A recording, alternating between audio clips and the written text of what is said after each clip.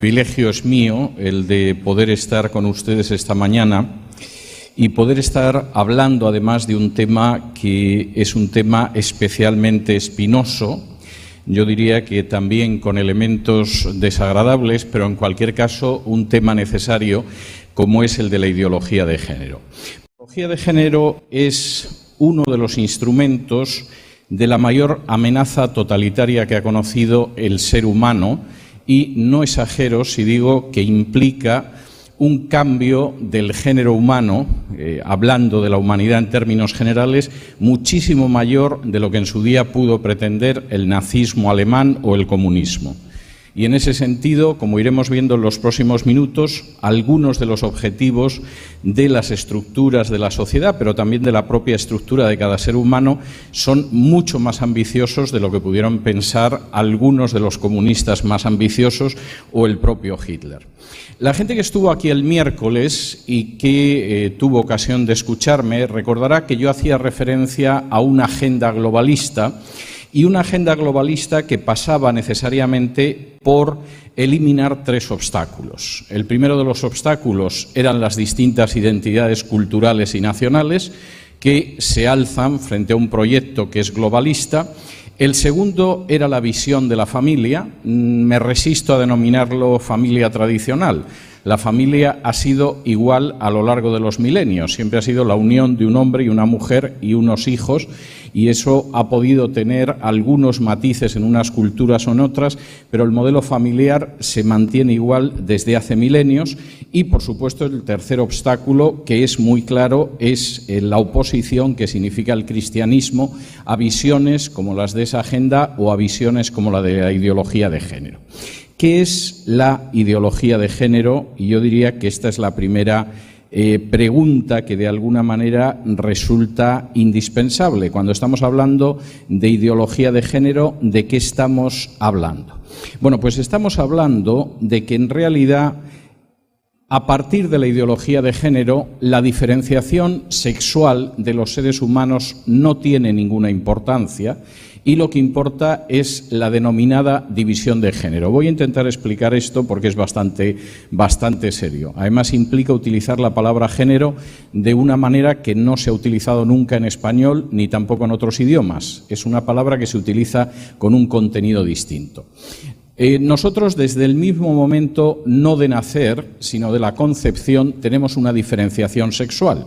Cualquiera que haya tenido oportunidad de ver, por ejemplo, la ecografía de un feto, sabe que se puede identificar a partir de cierto momento y de manera visual que ese feto va a ser un varón o va a ser una hembra. Hay una diferenciación que aparece desde el momento de la concepción y, por supuesto, es una diferenciación que no tiene lugar a dudas en el momento del nacimiento.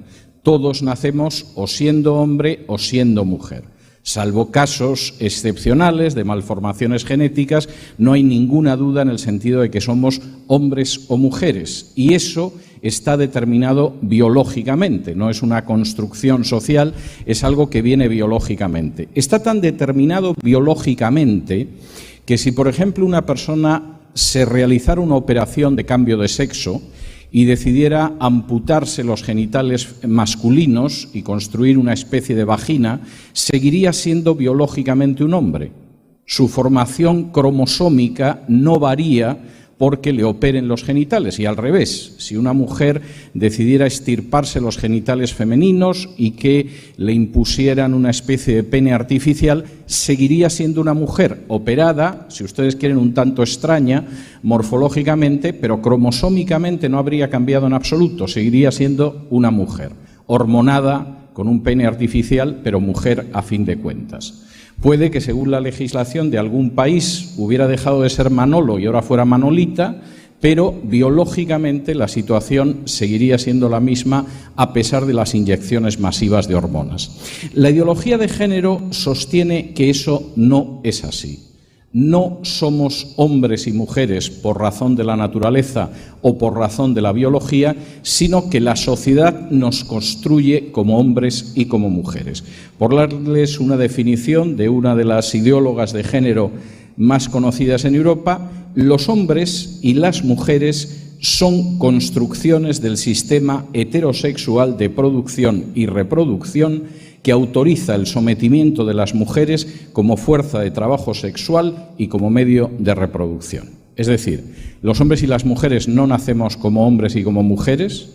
Las mujeres teóricamente tampoco son la parte de la especie humana que de manera natural reproduce a la especie humana, lleva durante 9 meses en su seno un nuevo ser y le da vida, sino que en realidad eso es un producto del sistema heterosexual de producción y reproducción. Esto, en términos meramente biológicos, es un disparate colosal. Es decir, no hay un sistema que impone o que haya impuesto en algún momento de la historia que las mujeres van a tener hijos y no lo van a tener los hombres. Es decir, eso no es una decisión que se tomó un día en una tribu africana y de pronto a partir de ese momento decidieron que los hombres engendrarían hijos y las mujeres los iban a dar a luz. No, de manera natural los hombres y las mujeres están configurados así, como existen otras especies que están configuradas de otra manera. Y por supuesto la idea de que además los hombres y las mujeres no existen como tales, sino que eso es fruto de un sistema social, es absolutamente disparatado, es algo que niega la naturaleza. Pero la idea es tan clara en ese sentido que, por supuesto, se parte de la base de que como en realidad no pertenecemos a sexos determinados por la naturaleza, sino que tenemos un género que supuestamente crea la sociedad, también supuestamente ese género se puede cambiar.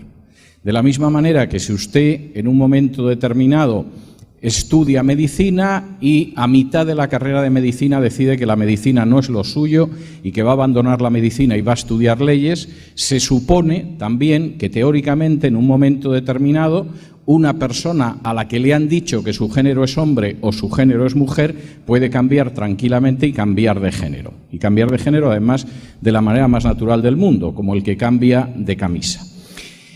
Esto, insisto en ello, es algo que choca de manera frontal con la propia biología y la propia naturaleza.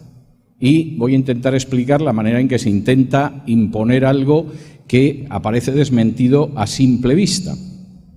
Es algo falso, es algo que queda determinado en su falsedad simplemente con el análisis de los cromosomas de una persona. Según los cromosomas somos hombres o somos mujeres y lo somos desde el mismo momento de la concepción, pero es algo que se impone porque implica la posibilidad de acabar con el modelo de familia y sobre todo implica la posibilidad de una transformación social con una profundidad que no se ha producido nunca en la historia y un cambio total de los seres humanos. ¿Cómo se impone esa ideología de género y cómo se consigue que efectivamente en un momento determinado la gente acabe aceptando la ideología de género a pesar de que está desmentida por la naturaleza? El primer medio para la imposición de la ideología de género son los medios de comunicación. Socárides, que era un psiquiatra norteamericano, posiblemente el primer experto en homosexualidad que había en Estados Unidos y que estaba muy indignado cuando de pronto decidieron que no se abordara el tema de la homosexualidad desde una perspectiva psiquiátrica. Decía que era tan disparatado como si en un momento determinado los médicos decidieran que la diabetes no es una enfermedad y que no hay que tratarla, y por supuesto pobres diabéticos a ver cómo afrontaban esa situación. Socárides contaba la experiencia de que un día estaba viendo en televisión en su casa junto a su mujer un desfile del Día del Orgullo Gay. Y que mientras estaba viendo las imágenes, pues de hombres vestidos de mujeres, de hombres semidesnudos, de lesbianas besándose, las carrozas, etcétera, de pronto escuchó que su mujer decía: están lavando el cerebro a la sociedad. Y él comienza uno de sus libros explicando que efectivamente en cuanto a este tema la sociedad está siendo objeto de un lavado masivo de cerebro. Cuando él escribía el libro parecía algo simplemente circunscrito, limitado a los Estados Unidos, a día de hoy por supuesto tiene un alcance universal. Es posible, les voy a explicar por qué es posible utilizar masivamente la mentira desde los medios. Primero, el 90% de la información que proporcionan las agencias de prensa, de las cadenas de televisión mundiales, de las grandes cadenas de radio mundiales, de los grandes rotativos mundiales de las películas, de los documentales y hasta de las series de dibujos animados están en manos de tan solo 7 empresas transnacionales. De manera que, por supuesto, en el Perú, si alguno de ustedes quiere convertirse en una empresa independiente y hacer series de televisión o dibujos animados para niños, etcétera, lo puede hacer, pero su alcance es muy limitado porque el 90% está en manos de un número muy limitado de empresas que además controlan la distribución mundial. Es decir, supongan que de pronto algunos de ustedes deciden hacer películas de contenido edificante. El alcance de esas películas siempre sería limitado, no solamente por los inversores, por el coste, porque habría que ver cómo se sale de un mercado regional o de un mercado nacional, sino porque además tendrían problemas de distribución. Y pueden ustedes en un momento determinado filmar la mejor película de la historia del cine, que si no se puede distribuir es como si no se hubiera rodado ni siquiera un metro de esa película. De modo que los medios de comunicación están controlados en muy pocas manos y la información que ustedes reciben en un momento determinado es simplemente la información repicada de agencias internacionales de prensa que dependen exactamente de las mismas compañías. Si piensan que existe algo así como una prensa especialmente independiente, bueno, en determinados temas quizá de carácter local, quizá de carácter puntual, puede haber algo de eso, pero en cuanto a los grandes temas de visión del mundo, es una información absolutamente controlada. No solamente hay un control de la información, y la información, por supuesto, ha apostado por la ideología de género, hay un control del entretenimiento. El 90% de la música que se consume, de la música popular, que se consume en el mundo, está en manos de tan solo 3 transnacionales. Por supuesto, si ustedes quieren ahora crear una compañía musical y producir música andina del Perú, pues pueden hacerlo si encuentran inversores y compradores, pero evidentemente el alcance que va a tener eso es extraordinariamente limitado. A lo mejor no hacen un mal negocio vendiendo a otros peruanos, pero el alcance es una gota en medio del océano. Las grandes compañías de distribución de vídeos musicales, de canales de televisión donde continuamente se repiten esos vídeos musicales y de producción de música, y les sugiero que en algún momento se pongan a ver los contenidos de estos canales musicales, porque es muy común que el contenido sea ocultista, promiscuo, abiertamente favorable a las relaciones homosexuales y además de una manera nada oculta. Es muy común que uno vea a una cantante y al mismo tiempo unas imágenes de 2 mujeres besándose y acariciándose, o 2 hombres en la misma situación. Esto es común, no hay que buscar un canal específicamente oculto. Vean cualquiera de los canales musicales y van a ver exactamente lo que se consume desde edades muy juveniles. Eso está en manos de tan solo 3 compañías transnacionales.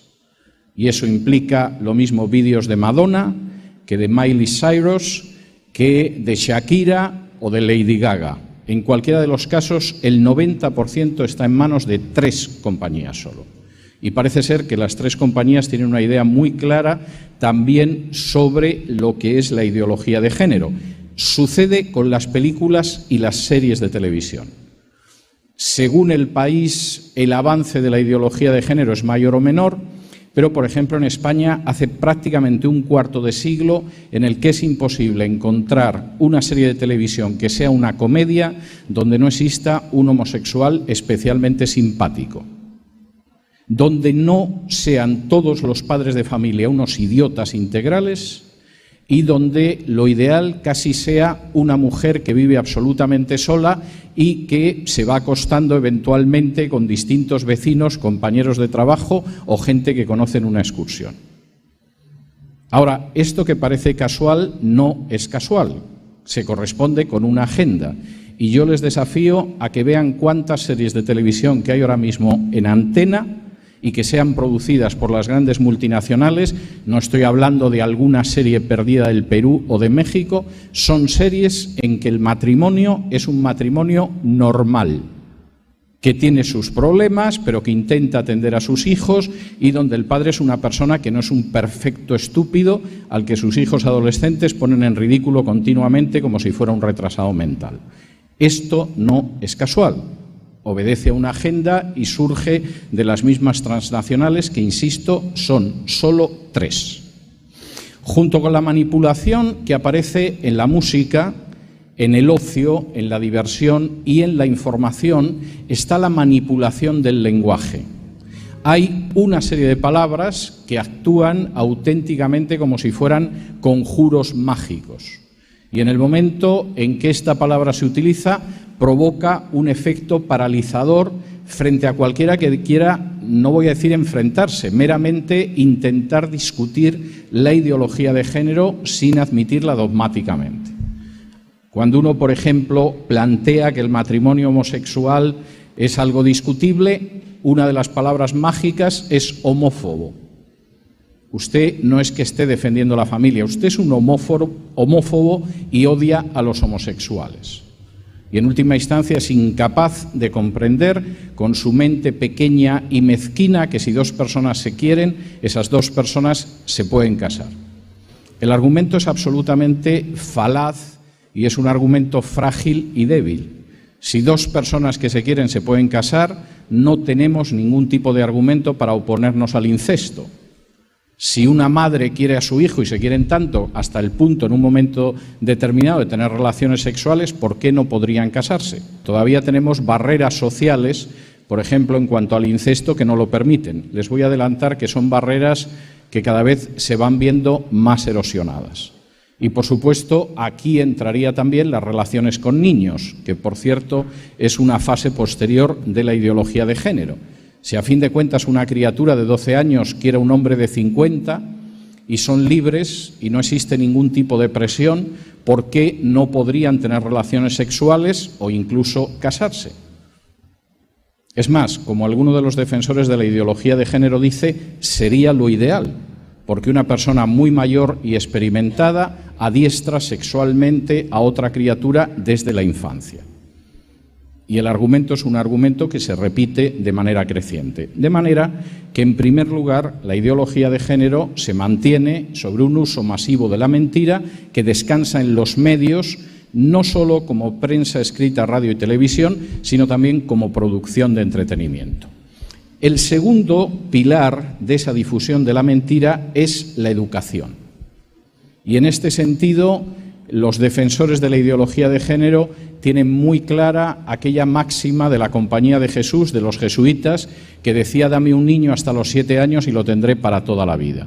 La ideología de género no es algo que empiece a tratarse en la universidad o en los últimos años del bachillerato, sino que tiene que empezar en el jardín de infancia.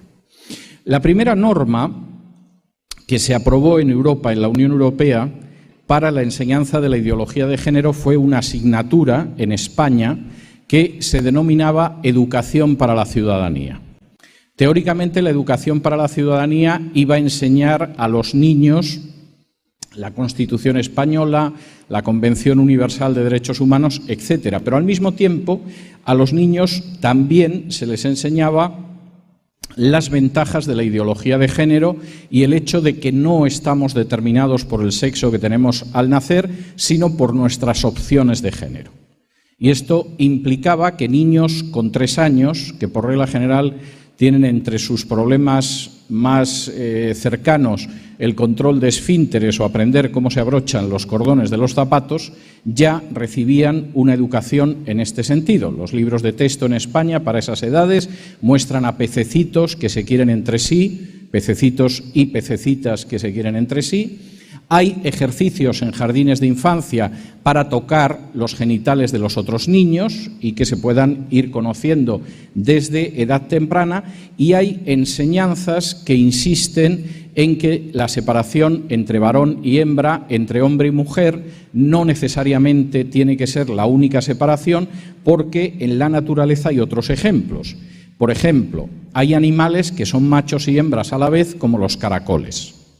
O, estoy citando de libros de texto, hay animales en los que la hembra pone los huevos y los machos los incuban, como los caballitos de mar. Claro, pretender que efectivamente el ser humano de alguna manera puede adquirir cualquier rol, cualquier género sexual que quiera, porque los caballitos de mar tienen una hembra que pone los huevos y tiene unos machos que los incuban, es un disparate. Pero aparece en los libros de texto, salvo que lleguemos a la conclusión de que en realidad deberíamos ser caballitos de mar, es decir, el modelo de desarrollo del ser humano, hombre o mujer, es el caballito de mar o el caracol. Confieso que ni siquiera en momentos de mucha imaginación se me ha ocurrido la posibilidad de convertirme en caracol. Es más, nunca me ha tentado, pero parece ser que a una criatura, si se le dicen estas cosas, se le puede hacer cambiar de opinión. En otros casos, la propaganda insiste de tal manera en el cambio de género que, por ejemplo, como ahora mismo señala una campaña educativa en una de las regiones españolas, hay 4 clases de niños y niñas.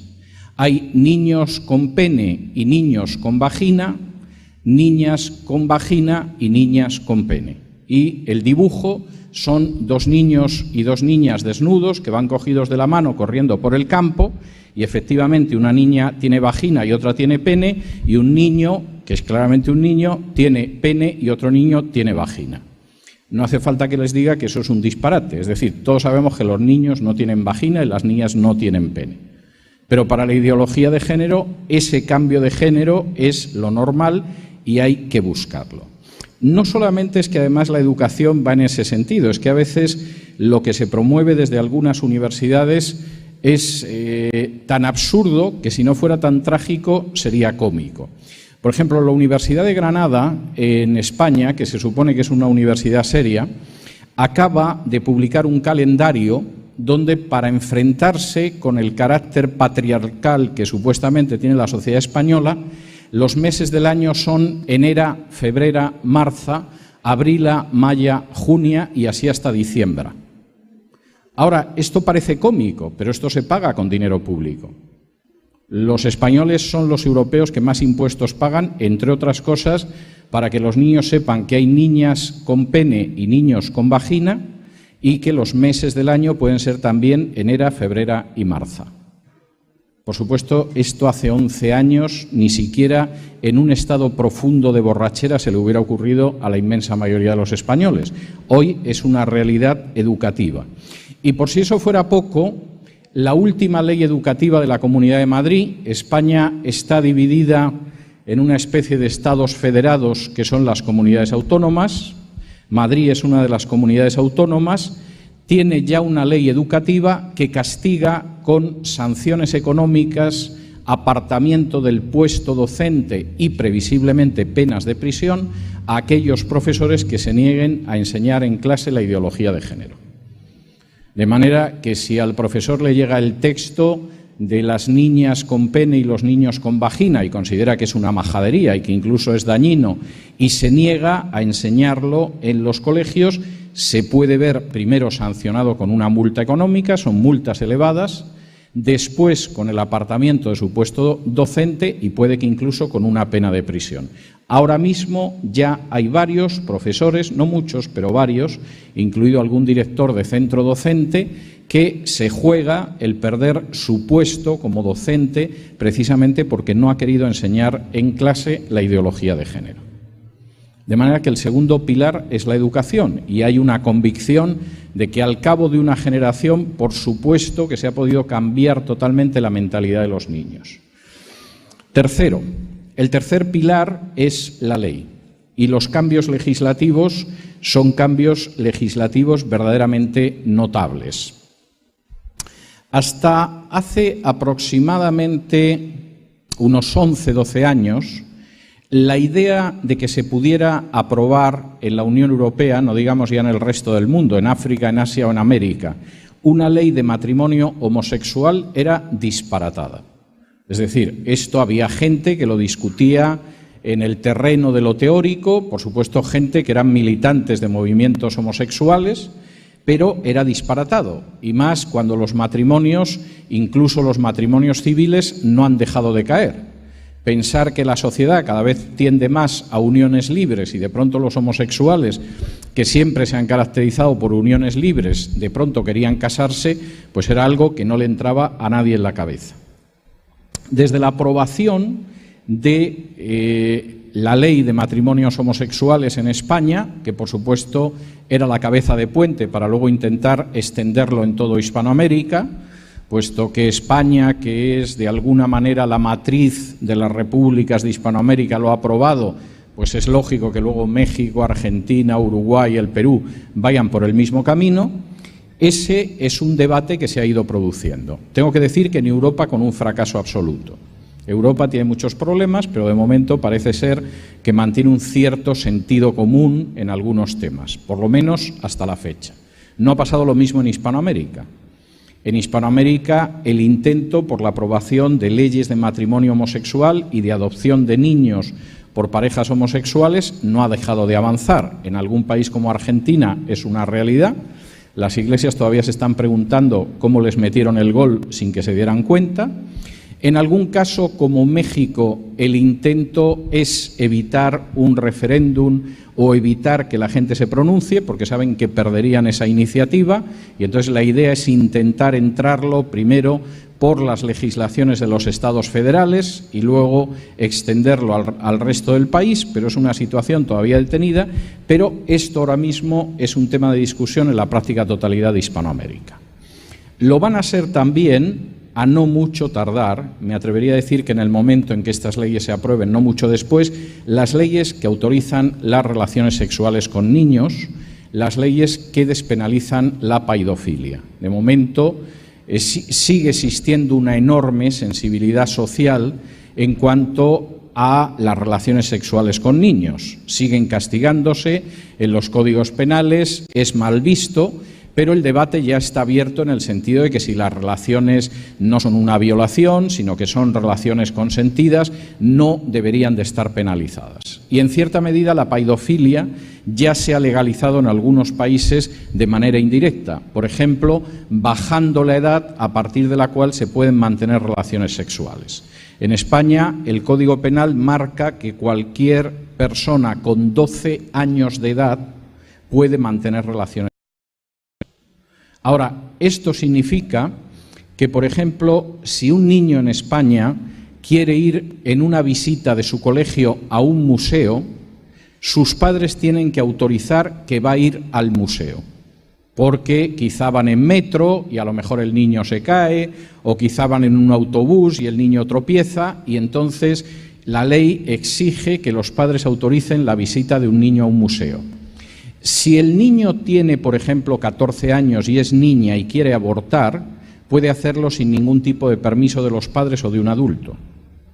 Si es niño o niña y tiene 12 años y quiere mantener relaciones sexuales, incluso con un adulto, puede hacerlo legalmente, lo cual no deja de ser llamativo. También tengo que decir que en España, como en buena parte de los países europeos, es un delito acabar con un nido donde haya huevos de buitre leonado y se castiga con la ley, a veces según la destrucción que uno haga, pues por ejemplo de los cachorros de un lince o algún animal protegido, eso puede significar cárcel, pero no es un delito, sino que se considera un derecho destruir un feto en el claustro materno. Es una manera peculiar, pero en España es mejor ser buitre leonado, sobre todo en estado embrionario, que ser un ser humano. El buitre leonado está mucho más protegido en estado embrionario que un niño.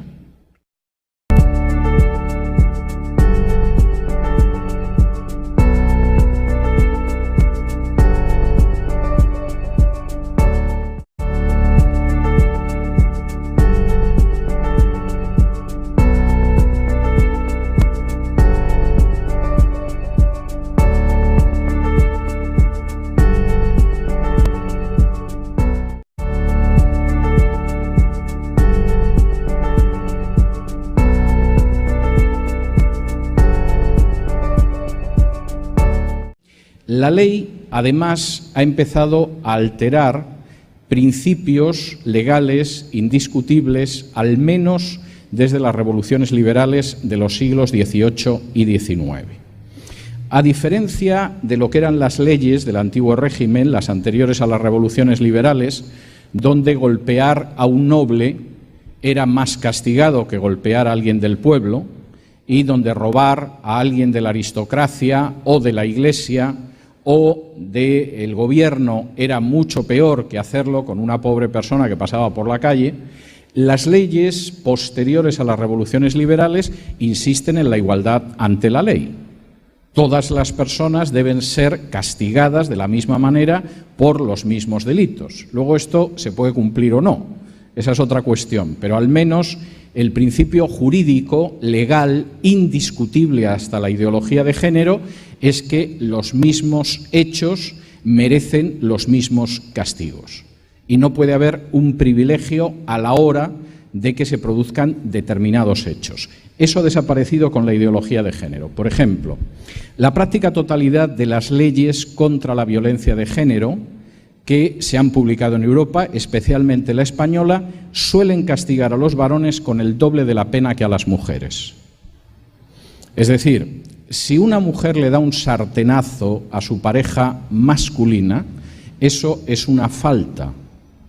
Si el sartenazo se lo da la pareja masculina a la mujer, es un delito y tiene pena de prisión. Lo cual supongo que habrá gente a la que le entusiasme, pero esto es retroceder siglos dentro de lo que es la valoración de los delitos. Las consecuencias de esto son tremendas. Por ejemplo, se calcula que en España más del 80% de las denuncias por maltratos a mujeres son denuncias falsas. Y se ha ido descubriendo que son falsas. Acusar de un maltrato que es falso facilita las causas de divorcio, la concesión de los hijos, la cuantía de las pensiones por separación y divorcio, etcétera, etcétera, etcétera. Prácticamente todas las semanas hay algún hombre que después de estar un año en prisión injustamente se acaba demostrando que no había hecho nada y sale, pero hay que ver cómo está su vida después de un año o de más tiempo en prisión. Todavía voy a ir más allá. Las leyes contra la denominada violencia de género, no violencia doméstica, sino violencia de género, son leyes que no han solucionado el tema de la violencia doméstica. Y de hecho no solucionan el tema de la violencia doméstica porque la violencia doméstica no tiene nada que ver con el género. Aunque, por ejemplo, en España se falsean las estadísticas. Cuando se habla de violencia doméstica, nunca se incluyen los casos de violencia de los hijos contra los padres, de los padres contra los hijos o de las mujeres contra los hombres. Solamente los casos en los que hay supuestamente violencia de hombres hacia mujeres, nunca de mujeres hacia mujeres o de hombres hacia hombres. Es decir, la violencia de género también excluye a lo que son las parejas de tipo homosexual, que se supone que tienen que llevar una vida plácida, no como los matrimonios que todo el mundo sabe que son infiernos en los que no debería vivirse y es una institución con la que hay que acabar. Cuarto, el cuarto pilar de la imposición de la ideología de género es el control del cristianismo. Y este es un tema que les puede sonar muy extraño, pero seguramente si hace 10 años yo hubiera estado contando aquí en el Perú lo que acabo de decir en los minutos pasados, ustedes hubieran pensado que me había escapado a alguna casa de locos, porque era algo inconcebible. Ahora simplemente está empezando a aparecer aquí, pero están ustedes en los inicios. El control del cristianismo por parte de la ideología de género ya ha avanzado en 3 terrenos. Por supuesto, varía mucho según el país, pero hay 3 terrenos en los que ha ido avanzando. El primero es la edición de Biblias gays. Biblias que generalmente se denominan Biblias inclusivas. A veces aparecen como Gay Bible directamente y hay un arco iris en la portada de la Biblia, etcétera, etcétera. Pero si tienen ustedes curiosidad, por ejemplo, por ir a Amazon, encontrarán que hay 2 o 3 ediciones de la Biblia gay, que sustancialmente es una Biblia donde cada vez que van ustedes a algún texto de la Biblia donde prohíbe las prácticas homosexuales, aparece una nota a pie de página explicando que no tiene nada que ver con las prácticas homosexuales. Es como en las Biblias católicas, cuando uno va a Marcos 6:3, donde se habla de los hermanos y las hermanas de Jesús, y la nota de la Biblia católica es para decirte que los hermanos no son hermanos y las hermanas no son hermanas. Es decir, se parte del prejuicio previo y cuando el texto dice lo contrario decimos que el texto no lo dice. Y son ediciones de la Biblia verdaderamente notables. Esto a ustedes les puede hacer gracia, pero si vieran el debate que hay ahora mismo en el seno de algunas denominaciones en Estados Unidos, porque algunas iglesias ya han decidido que casan parejas homosexuales y son inclusivas, que es el término.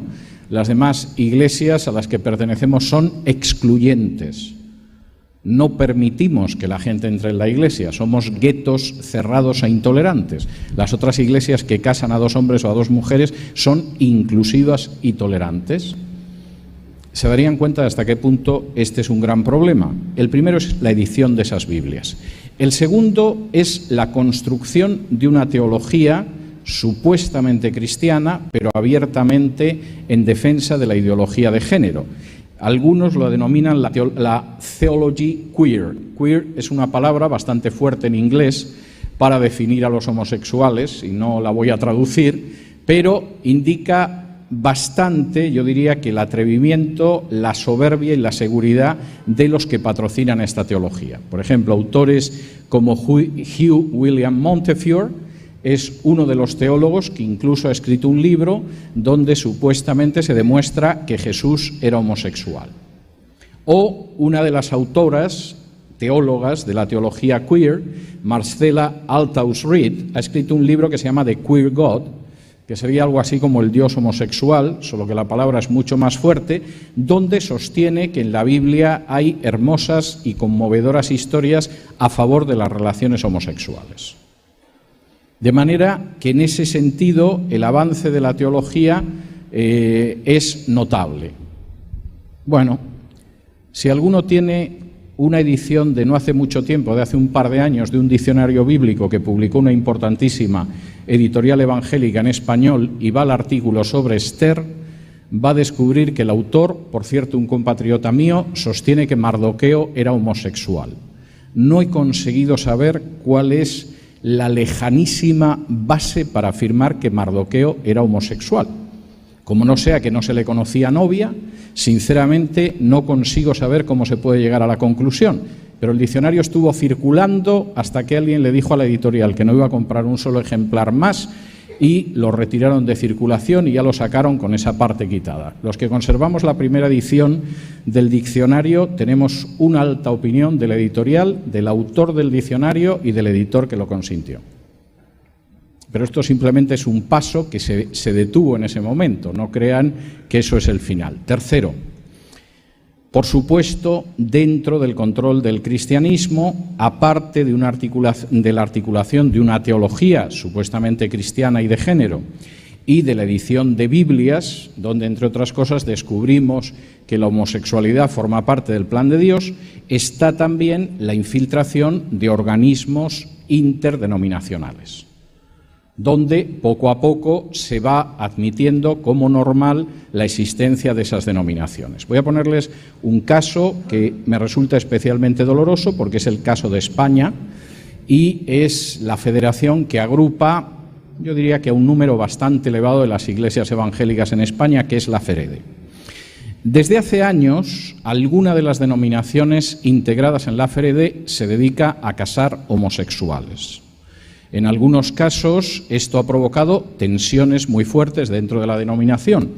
Por ejemplo, el caso de un pastor de Barcelona que era homosexual antes de convertirse, se convirtió, dejó la homosexualidad, apareció José Luis Rodríguez Zapatero como presidente de España y legalizó los matrimonios entre homosexuales y descubrió que la homosexualidad estaba teológicamente muy bien y empezó a casar parejas de homosexuales. Esto que podría ser un caso trágico, pero que se supone que la denominación puede manejar, no tolerándolo, y que además lo puede manejar aquella organización interdenominacional en la que está la denominación, no ha sido así. La denominación aceptó que iba a ser inclusiva en el futuro y, pese a ser una denominación histórica, por supuesto que iba a casar parejas de homosexuales. Si algún pastor o alguna congregación no quería hacerlo, no les parecía bien, porque era un signo de homofobia e intolerancia, pero no los iban a presionar, pero aquellas congregaciones que decidieran hacerlo, lo podían hacer. La reacción de otras denominaciones fue pedir la expulsión de una denominación así de una federación de iglesias evangélicas, porque ustedes comprenderán que no encaja en absoluto la idea del matrimonio homosexual con una visión bíblica del matrimonio. La respuesta del secretario general y de los órganos de gobierno de FEREDE era que esa no era su competencia, que su competencia era fundamentalmente mantener la interlocución, las relaciones con el Estado, y lo que hicieran las iglesias dentro era su problema. Yo personalmente, sin ánimo de dogmatizar, me pregunto qué necesidad hay de un organismo interdenominacional si precisamente ante situaciones como estas, en vez de actuar, lo que hace es que se mantiene al margen. Porque si efectivamente la gente de distintas denominaciones quiere reunirse para comer, almorzar o cantar himnos, a lo mejor se podía ahorrar la estructura de un organismo interdenominacional. Y si evidentemente ante una situación así, pues la solución es la pasividad y decir nosotros no nos metemos en lo que sucede, evidentemente esto a mi juicio está mucho más cerca de la apostasía que de lo que se supone que debería esperarse de nuestra misión en el mundo. Esto, de todas formas, y aunque estén ustedes suficientemente horrorizados, no son nada más que los pasos iniciales de la ideología de género. De todos los que yo les he hablado hasta ahora, ya hay ejemplos en todos los países de Occidente. En algún caso han conseguido ya entrar en la legislación, como en España, en otros están muy cerca, en otros hasta tienen una jurisprudencia ya muy asentada de ideología de género, pero no es ni lejanamente el final. ¿Cuál es el final de esa ideología de género? Pues el final de esa ideología de género es la creación de lo que se denomina la sociedad contrasexual. Es decir, una sociedad en la que van a quedar abolidos los sexos, pero también instituciones como el matrimonio y la familia para sustituirlo por un nuevo mundo y una nueva sociedad.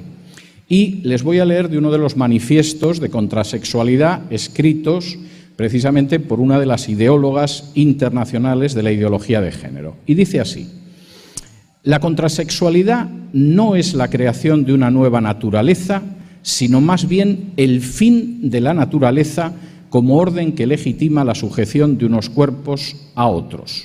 La sexualidad tradicional es el producto del contrato social heterocentrado cuyas performidades normativas han sido inscritas en los cuerpos como verdades biológicas. Intento explicar esto.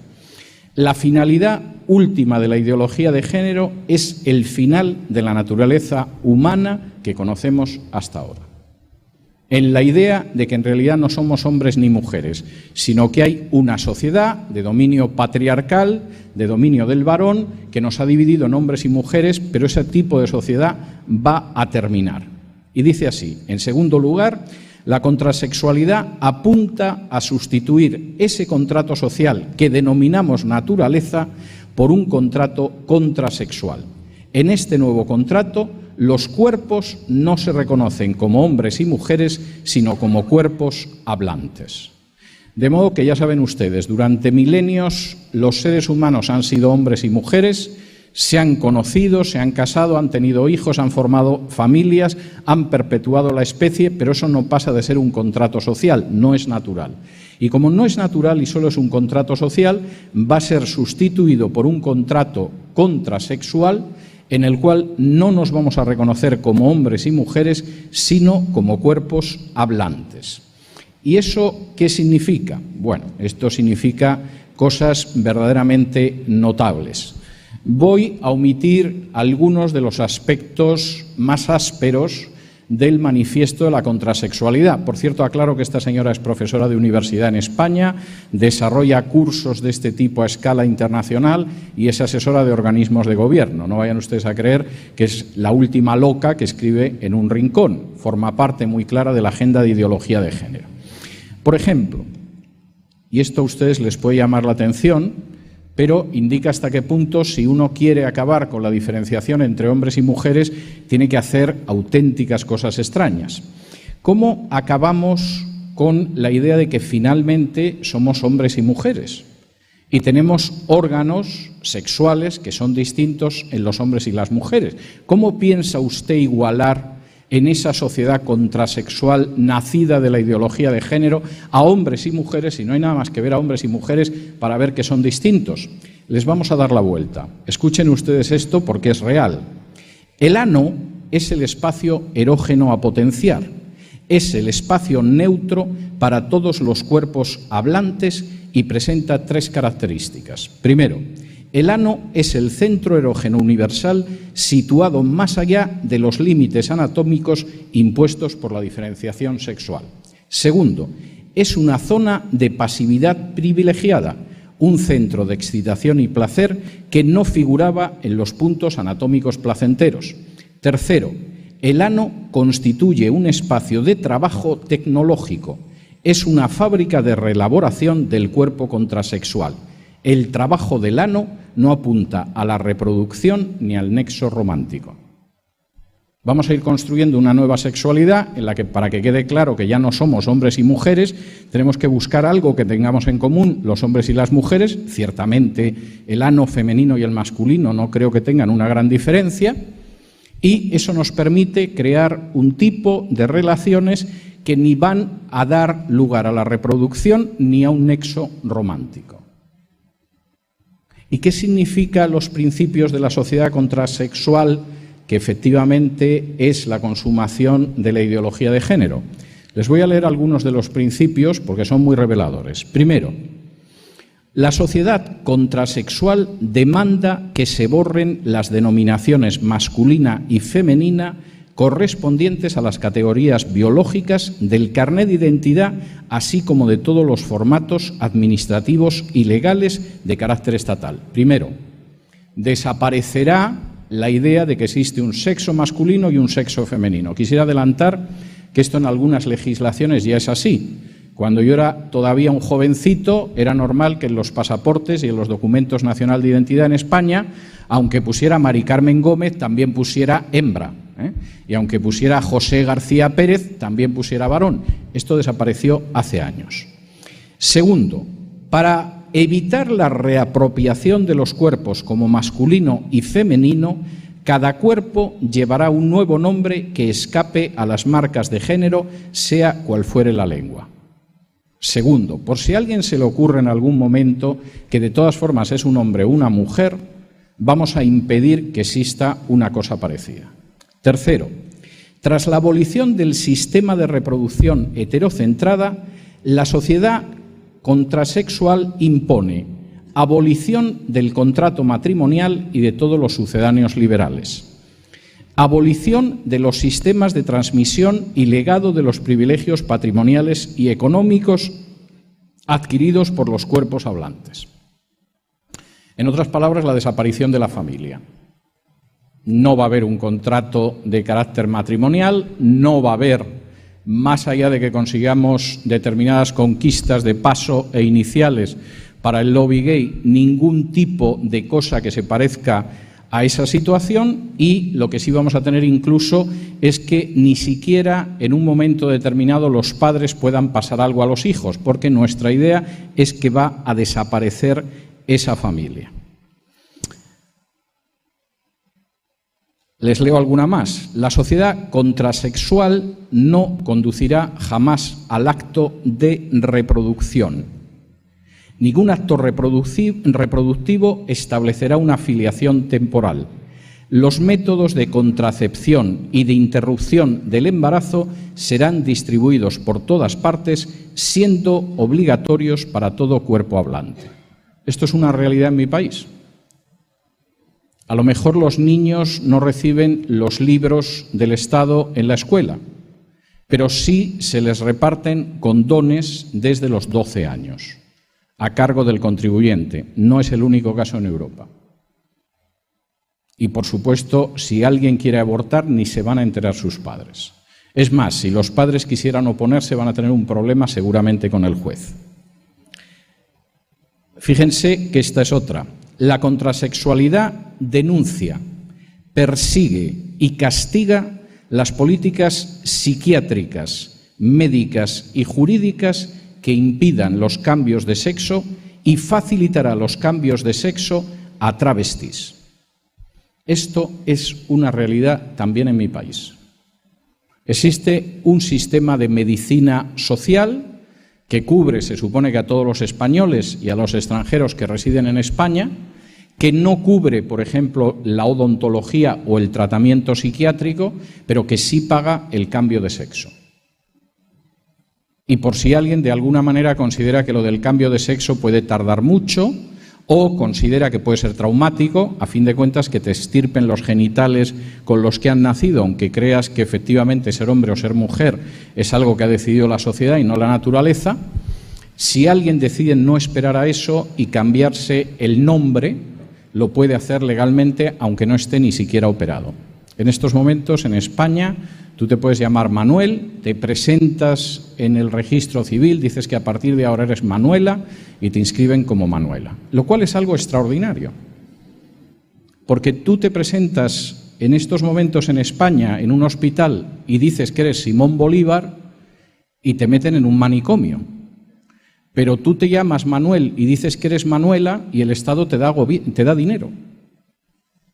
Lo cual, insisto, si no fuera tan trágico, sería profundamente cómico.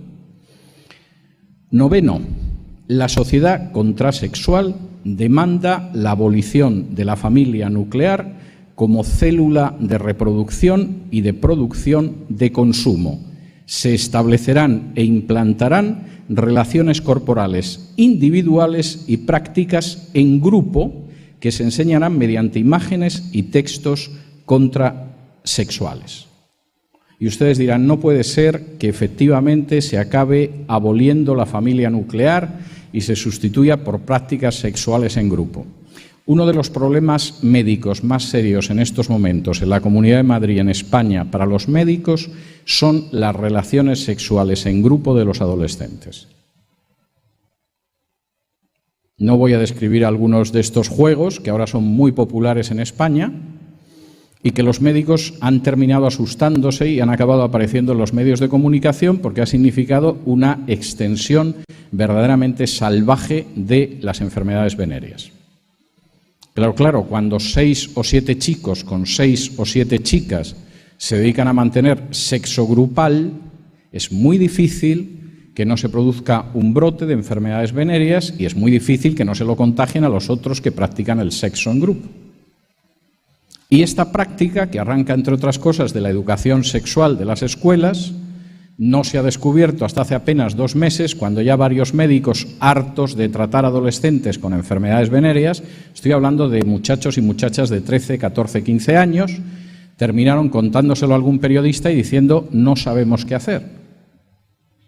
Porque es un tipo de práctica sexual que destruye cualquier tipo de relación afectiva, porque es un tipo de práctica sexual que está destrozando el aparato generador de muchas chicas que no son conscientes de las enfermedades que contraen, y porque es un tipo de práctica sexual que está multiplicando la extensión de enfermedades venéreas entre la población juvenil de Madrid y realmente no vemos cómo pararlo.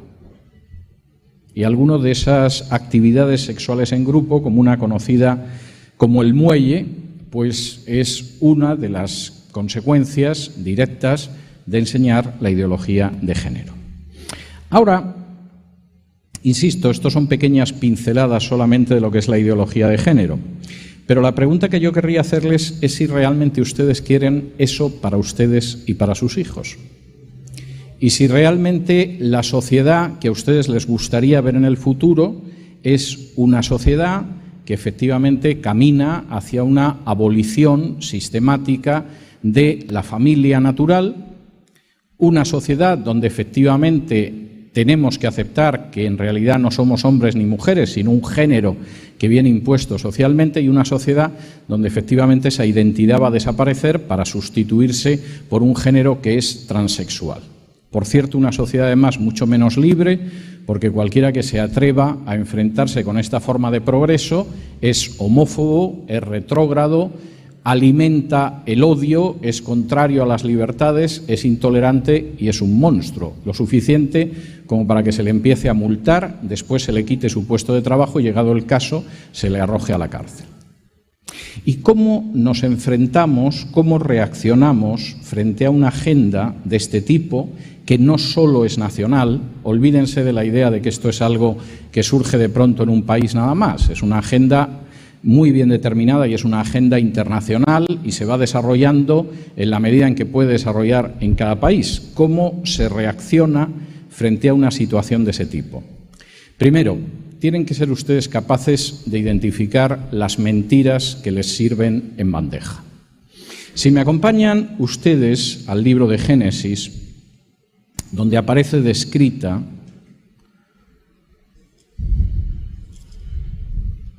la primera mentira. El relato es un relato enormemente interesante y además quisiera decir que aunque esto sucediera hace milenios, es enormemente actual en la manera en que aparece relatado. En Génesis capítulo 3 y versículos del 1 en adelante dice así: Pero la serpiente era astuta más que todos los animales del campo que Jehová Dios había hecho, la cual dijo a la mujer: Con que Dios os ha dicho, no comáis de todo árbol del huerto. Y la mujer respondió a la serpiente: Del fruto de los árboles del huerto podemos comer, pero del fruto del árbol que está en medio del huerto, dijo Dios, no comeréis de él, ni le tocaréis para que no muráis. Entonces la serpiente dijo a la mujer: No moriréis, sino que sabe Dios que el día que comáis de él serán abiertos vuestros ojos y seréis como Dios, sabiendo el bien y el mal. Ahora, la utilización de la mentira que aquí lleva a cabo el diablo sigue siendo la misma utilización de la mentira a estas alturas del siglo XXI. Es una forma de utilización de la mentira que dentro de su sencillez resulta genial, si ustedes quieren, perversa y malignamente genial, pero genial. Primera cuestión: ¿no es cierto que en realidad determinados principios morales lo que suceden es que os privan de algo bueno?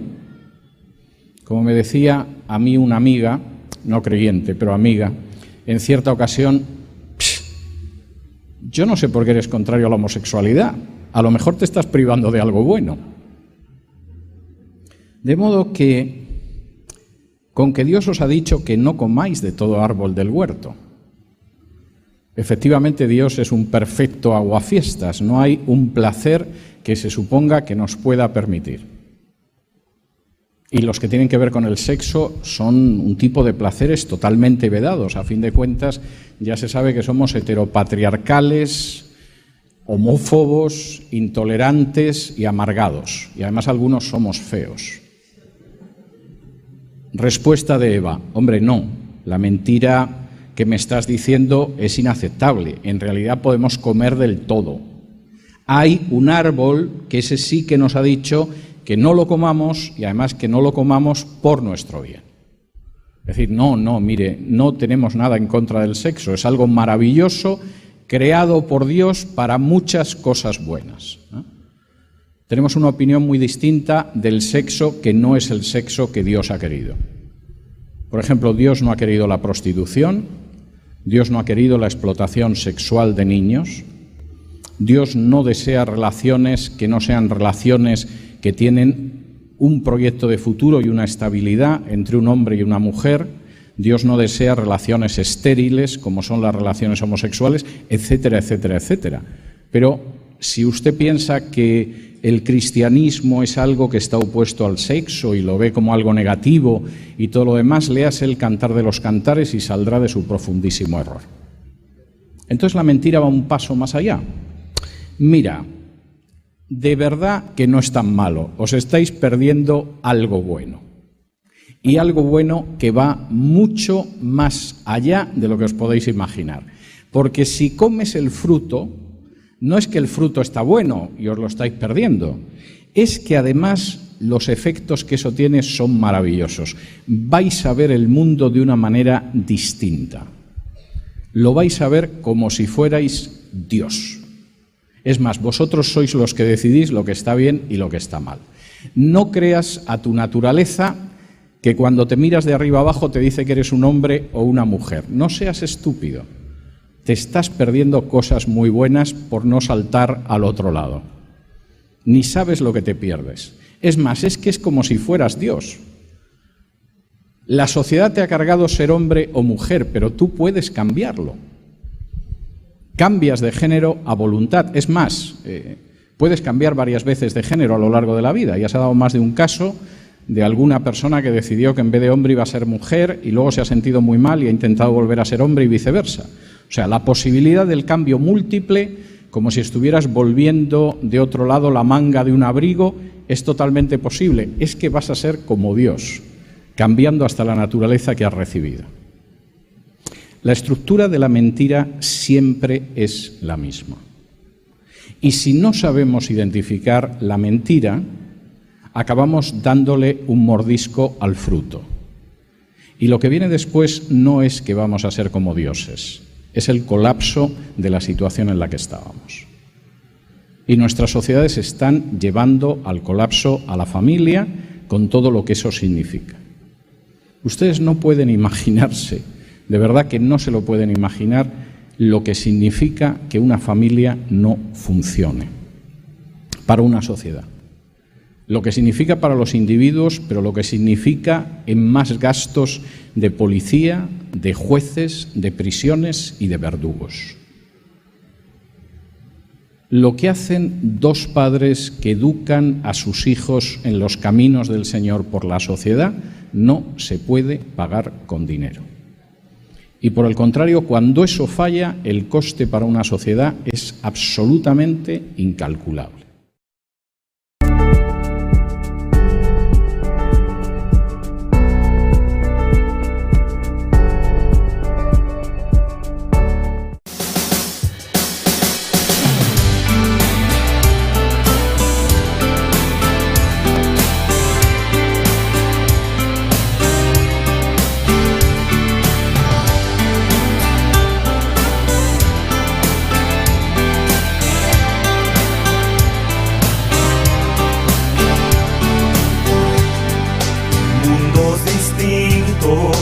Tan diferentes, la misma finalidad.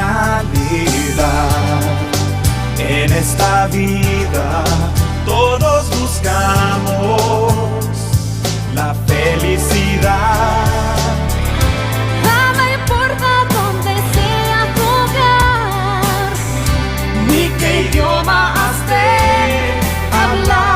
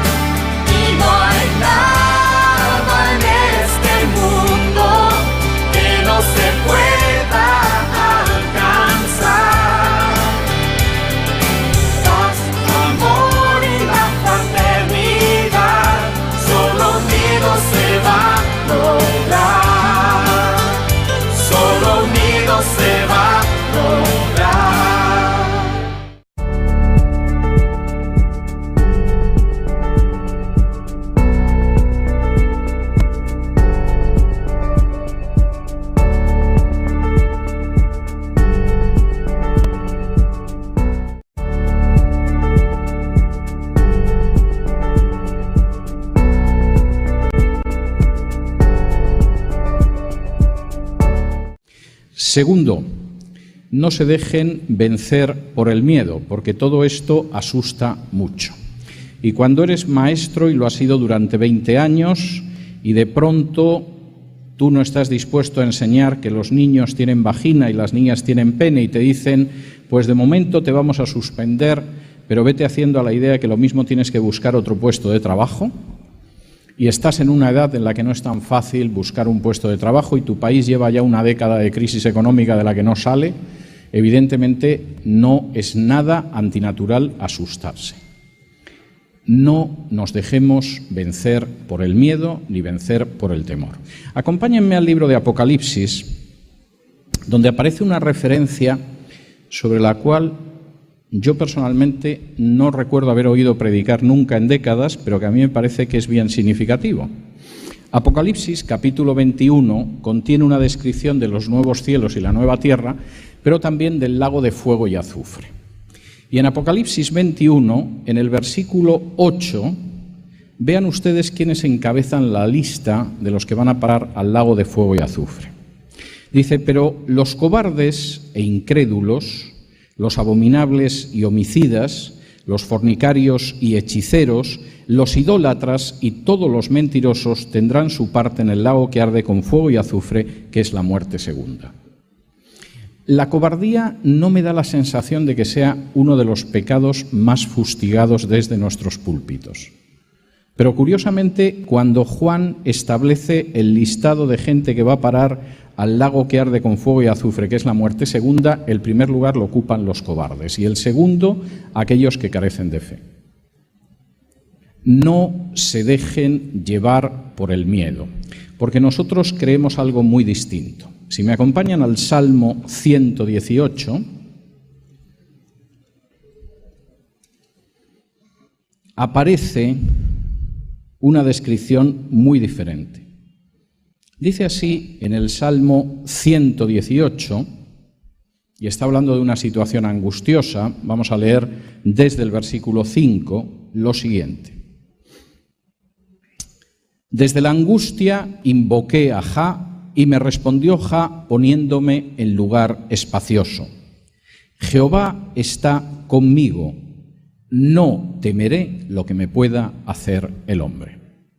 Ahora, el autor del Salmo no quiere decir que era un personaje inconsciente, irresponsable y despreocupado, que ante una situación de peligro no percibía el peligro. Parece ser que percibía el peligro, pero con una enorme claridad. Tal y como dice el texto del Salmo, yo estaba en una situación de angustia y percibía que estaba en una situación como para angustiarme y preocuparme. ¿Y qué hice en medio de esa situación? Bueno, decidí ocuparme de cosas más espirituales que las cosas en las que estaba. Por si alguien piensa lo contrario, los directores no son los que dirigen generalmente los periódicos. Los directores suelen ser los que aparentan dirigir los periódicos y por encima siempre hay alguien que tiene que ver con la propiedad del periódico y que es quien realmente decide lo que se publica, el espacio que se le da o si algo no se publica. Y suele ser además gente que tiene una relación mucho más estrecha con los focos de poder de ese país. Lamento si alguien se está desilusionando mucho al saber lo que hay detrás de los medios de comunicación, pero los medios de comunicación son así a escala mundial. Y la persona que realmente dirige el periódico, que no es el director, me llama por teléfono y me dice que por echarme del periódico o para que no me eches del periódico, voy a cambiar mi punto de vista sobre la legislación del aborto que está impulsando, que es verdaderamente criminal, o sobre el matrimonio de homosexuales, que me parece una monstruosidad, o sobre la adopción de niños por parejas homosexuales, que todavía me parece peor, pues me puedes echar tranquilamente del periódico porque no voy a cambiar mi punto de vista. Y decidió no echarme, pero me podía haber echado. Ahora, hay muchas ocasiones en que nosotros tenemos que decidir si nos dejamos llevar por el temor, que es un temor a muchas cosas reales, o por el contrario, somos fieles a lo que tenemos que ser. Y eso a veces implica un precio, y a veces el precio es alto. Y si efectivamente creemos en el hecho de que mantenemos una relación personal con Dios, evidentemente nuestra postura tiene que ser una postura de integridad. ¿Por qué? Tercero, tienen ustedes que recordar quiénes son. La carne en muy poco tiempo aguantaba algo más que el pescado, pero al cabo de un cierto tiempo esa carne también se estropeaba y la manera de aguantar la carne era salarla. Todavía la gente que venía al Perú en el siglo XVI desde España, lo que llevaba en el barco era pescado salado y carne salada porque podía aguantar la travesía del Atlántico. En algunos países sigue siendo así. Y Jesús dice, bueno, vamos a ver, a vosotros os preocupa que el mundo se esté corrompiendo a vuestro alrededor. Os preocupa que el mundo se está pudriendo. El mundo apesta de la situación de corrupción a la que ha llegado. Vosotros sois la sal para que la sociedad en la que vivís no se corrompa y no se pudra. Y si vosotros perdéis la función de ser la sal, si dejáis de ser la sal que evita que finalmente una sociedad acabe apestando por su corrupción, entonces no servís para nada. Os acabarán tirando y os pisotearán. Porque vuestra misión es la de ser esa sal que evita la descomposición y la corrupción. Y vosotros sois la luz del mundo. El mundo anda en tinieblas. Ellos pueden pensar que están iluminados, ilustrados y que van por el camino luminoso de la vida. Por cierto, aquí había un grupo que se llamaba Sendero Luminoso y era bastante tenebroso. Es muy curioso cómo el ser humano, cuanto más tenebroso es, más referencias hace a la luz. Y Jesús dice, si vosotros que sois la luz y que tenéis la luz, escondéis la luz debajo de un almud, que es el recipiente para medir trigo y cebada, y nadie ve nada, ¿de qué servís? No vais a aportar a la sociedad posiblemente otras cosas, pero tenéis dos funciones que tenéis que aportar y que son esenciales. No os quejéis de que el mundo está en tinieblas. Arrojad la luz de Dios sobre el mundo. No os lamentéis diciendo el mundo se corrompe, esto cada vez está más podrido, despide una peste a putrefacción terrible. No, sed la sal del mundo que evita que ese mundo se descomponga, porque esa es nuestra misión. Y si no somos capaces de salar la sociedad en la que vivimos, no merecemos nada más que ser echados al suelo y que nos pisoteen, no cumplimos ningún otro papel. Pero ser sal y luz significa estar evitando la corrupción de ese mundo e implica estar iluminando ese mundo. Y por si alguien no lo sabe, no hay manera de utilizar la sal si la sal no sale del salero. Lo sabe cualquiera que ha tenido que echar sal a un plato de sopa. El problema es que en muchos casos nosotros conservamos la sal en el salero. Y cuando vemos que la sociedad que está a nuestro alrededor muestra los primeros signos de que se corrompe y se pudre, entonces todavía tenemos una tentación mayor de encerrarnos en el salero. Pero si nosotros no actuamos como sal, no merecemos más destino que el de ser pisoteados. Y si en vez de irradiar la luz que hemos recibido del Señor, lo que hacemos es cubrir esa luz y ocultarla porque hay que ver cómo se lo van a tomar, o me van a tomar por un fanático, o van a decir que soy homófobo, o lo que sucede es que en última instancia soy un intolerante, pues el mundo se quedará sin luz porque no hay otra luz. Jesús no dice, vosotros sois una de las luces que circulan por el mundo. Si no comunicáis la luz del Evangelio, pues ya recibirán la luz de Buda, o recibirán la luz del libro de Mormón, o recibirán la luz de la meditación trascendental. No, Jesús dice, sois la luz del mundo. Y si vosotros la tapáis, el mundo no va a recibir ni un átomo de luminosidad en las tinieblas por las que se mueve. Cuarto, esto implica que os llevarán ante los gobernantes. Hace unos años, y me pareció de estas cosas que a mí casi me dan ternura, me invitaron a hablar en un congreso de evangelización en España y pretendían que preparara una ponencia sobre cómo dar testimonio a los políticos. Como yo entrevistaba con frecuencia políticos y hablaba con ellos, y españoles y extranjeros, se suponía que había una forma especial de evangelizar a los políticos y entonces yo debía de tener también una fórmula mágica que permitía llegar hasta ellos y además hablar con ellos, y aquella gente estaba muy interesada en descubrir cuál era el truco que permitía esto. Y tuve que decirles dos cosas. Primero, el mensaje de salvación es igual para uno de esos pobres que van vendiendo gaseosas en medio de la calle que para el presidente de la nación. Y el que no se ha dado cuenta es que no ha comprendido el Evangelio. Segundo, los términos del Evangelio son exactamente igual para un gordito al que me encontraba estos días intentando venderme DVDs en la calle que para el senador más importante de la nación.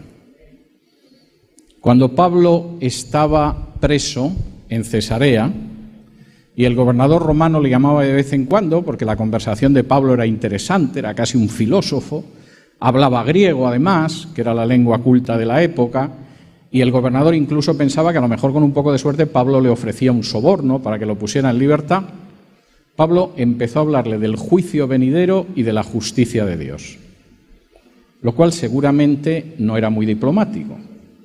Lo mismo Pablo se hubiera quedado sin fotografías si hubiera habido fotografías en aquella época.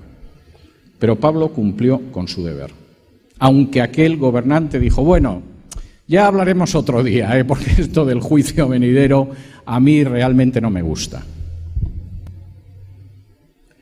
Os llevarán ante los concilios, os azotarán en las sinagogas, tendréis oportunidad de dar testimonio ante los gobernantes y ante los reyes de mí.